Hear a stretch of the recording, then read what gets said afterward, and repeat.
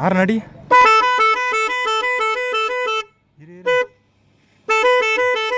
ஆறு மட்டும் அடிக்குது. ஆனால் எங்கேருந்து அடிக்குதுன்னு தெரியலையா?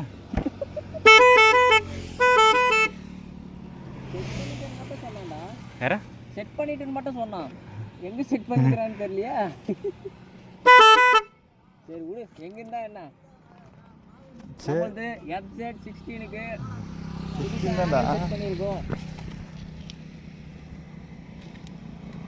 இது எங்க இருக்குடா? தாரம் தானே? அடி லைட் அடி. அதேவா அதான் நினைக்கிறேன்.